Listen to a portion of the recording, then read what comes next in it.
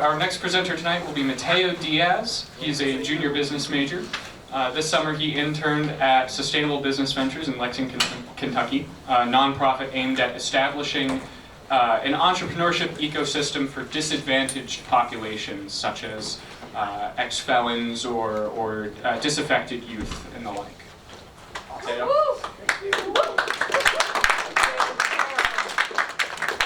So as you can see, my presentation title is a man of many. And if I do my job correctly today, you're going to know why. Awesome.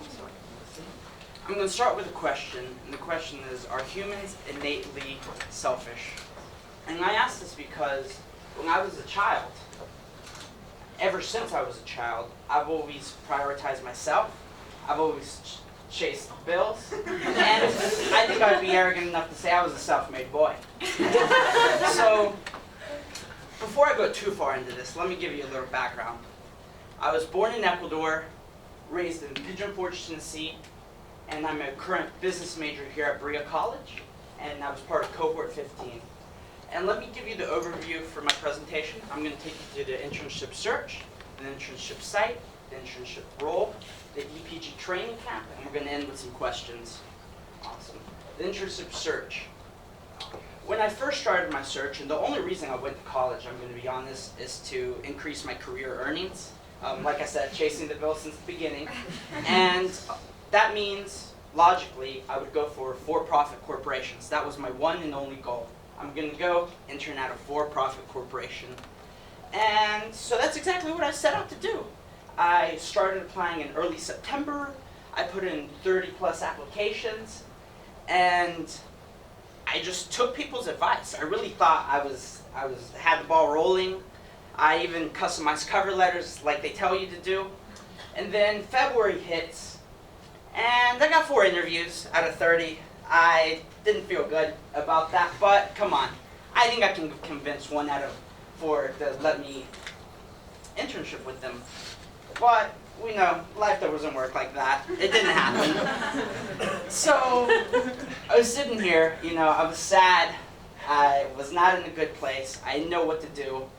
And around that time, Dr. Valerie Watkins, which she's right there, thank you, she told me, Mateo, the happiest people seem to find something to be of service to. So I said, okay, well, let's see how this works. So I knew I had to make a pivot because a for-profit internship wasn't working out. So I knew I had to go to nonprofit, and I had to ask myself, what do I care about? And growing up, when I was 12 years old, I helped my parents set up a brick and mortar business, a small business in our community. And I really realized that the people in our community who were well off all owned businesses. And so that's what I set out to do, a nonprofit with entrepreneurship.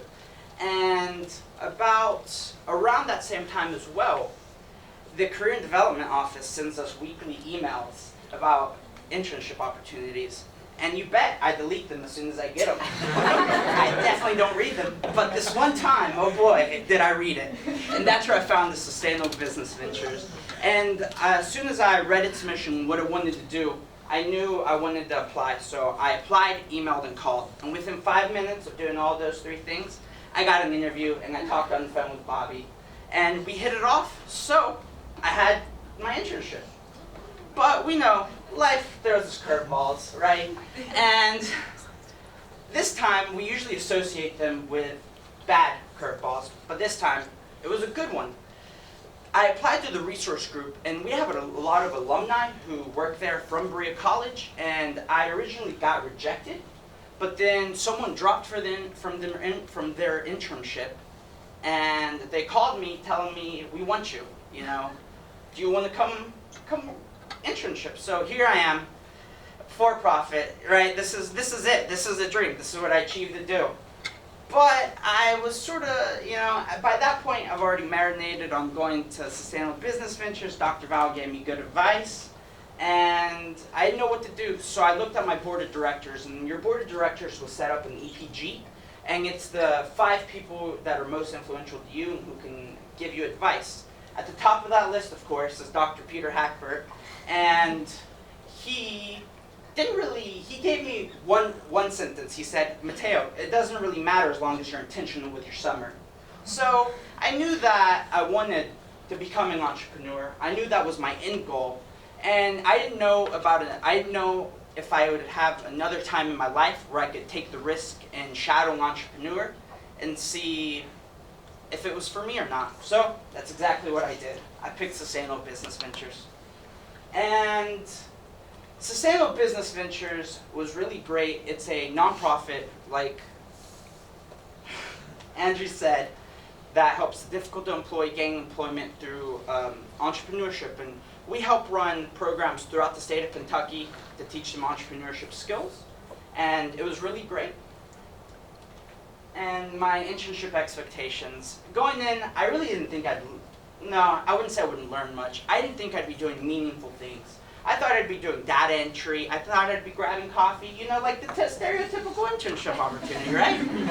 No, it wasn't like that. In reality, I was meeting business executives across the state. I was traveling all through eastern Kentucky and up to Indiana.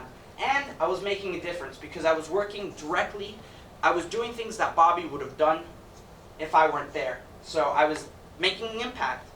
But halfway through, Bobby asked me, Mateo, how's the internship going? Are you liking what you're doing?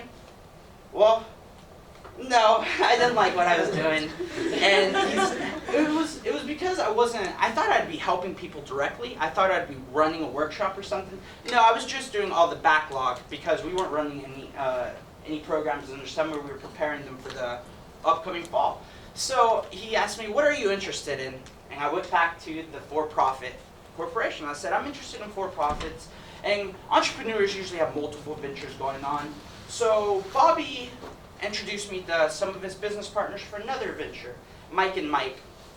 And Mike started a startup called Safe Evac that changes the way exit signs works, and it's created a smart evacuation system, and it's specifically targeted for schools and school shooter situations. And within the next 30 days, they were like, yeah, so we're trying to raise $5 million in the next 30 days. We need help. Would you be willing to help us? They asked me to do a product differentiation, their research for the product differentiation strategy. So, and what that means is, what do the competitors do that they don't do?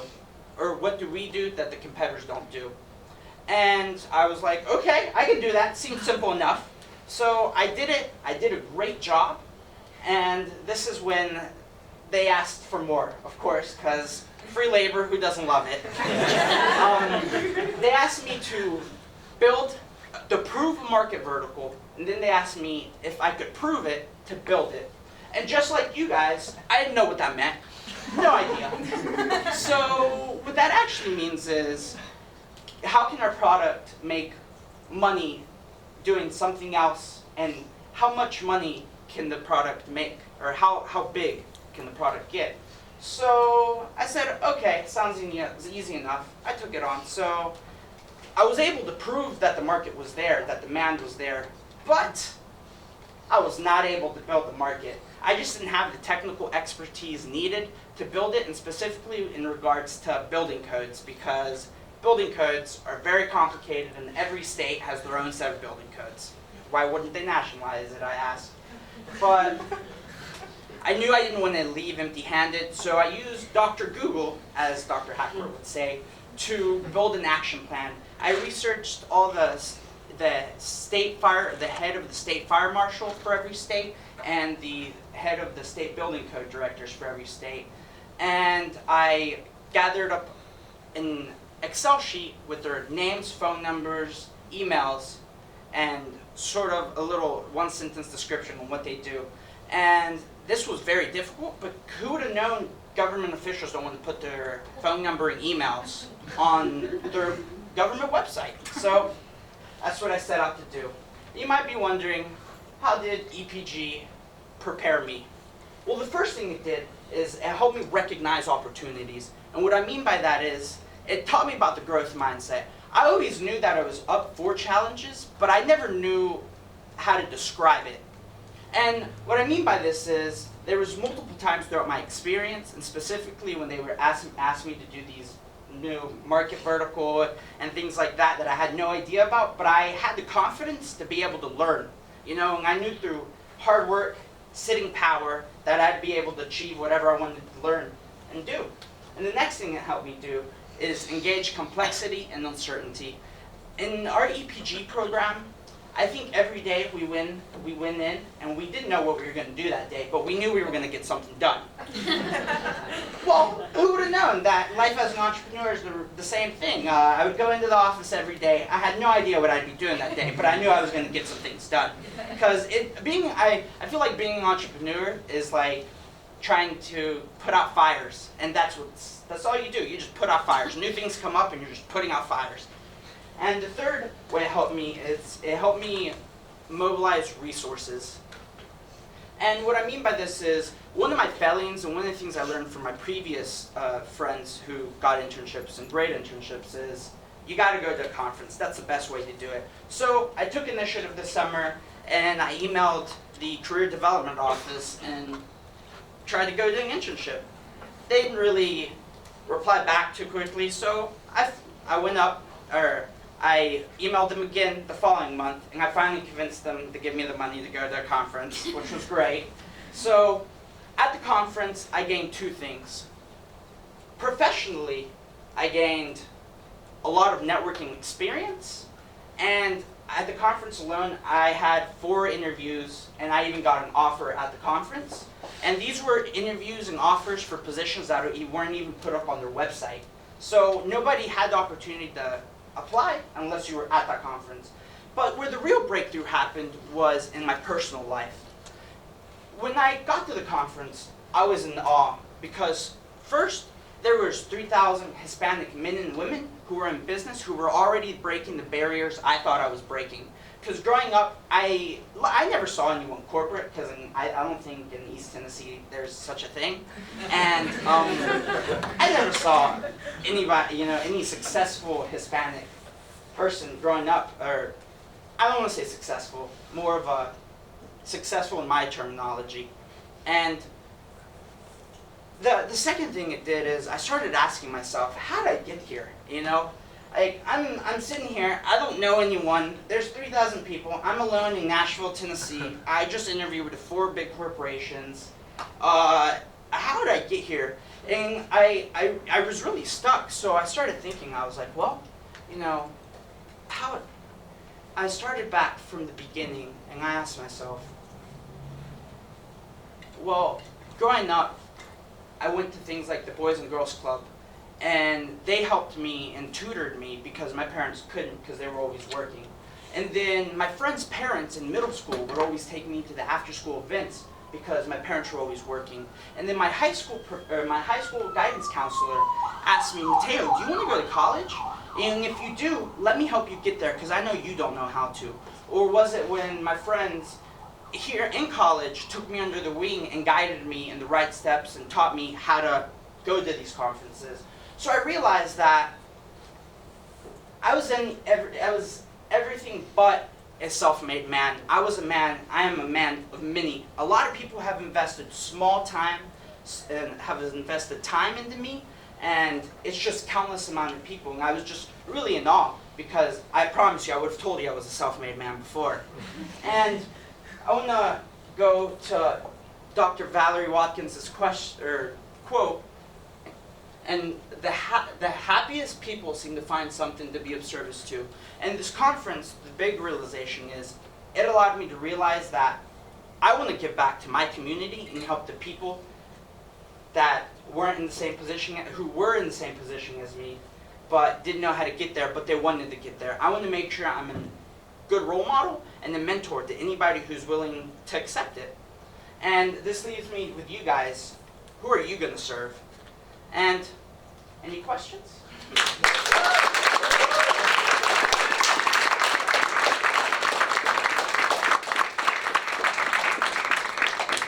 Zach? So I know that you just gave us a broad outline of what's next for you, but I'm thinking more in the next 1, 2, 3 years.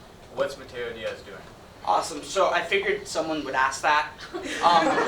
So as of now, the one corporation I received an offer from was the Altria Group, which is tobacco and jewels and cannabis. But I'm also, on October 16th, I'm actually flying out to Washington to do my final interview with Microsoft. So, and I got both of these opportunities going to a conference, so go to the conferences, guys. Any other questions? Oh, you mentioned you had a different definition of success. What's that, your definition of success? Well, so now I understand that life is not only about making money, it's about giving back, because I realized that I wouldn't be happy if I just made money and wasn't giving back, and I wasn't living about something else other than money. But I definitely know I don't want to be poor again. I was poor once, not again.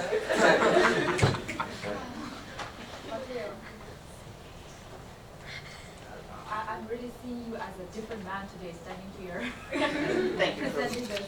But I really want to ask you, how did you, could you elaborate more on your personal experience that you felt when you saw those 1,000 Hispanic men and women who were, during that conference, who were doing extraordinary things that you thought you were the only one person doing? What was, can you tell us Well, more? honestly, I can't put words into it because it drove a fire inside me that I'd never had before. Because when you think you're navigating something alone that no one else has navigated, it's a pretty lonely world. But when I saw that 3,000 other people were doing it, it's like, oh, so now I can ask you for questions, and you, and you, and you, and I have everyone. I can ask anybody questions, and as all my friends know, I don't mind picking up the phone and calling random people and asking them things. Like, I do not mind at all, and that's what I'm willing to do. So, Thank you so much, Mateo. We're going to take a